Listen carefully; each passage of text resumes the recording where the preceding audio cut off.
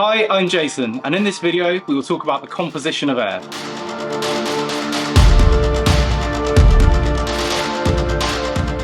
Air can be made up of lots of things, sometimes good, sometimes not so good. Airborne particles that pollute our breathable air range in sizes and come from a huge range of sources. They can be gases, fine dusts, or even tiny liquid droplets. All of these can make their way into your lungs and potentially lead to health conditions which we all want to avoid.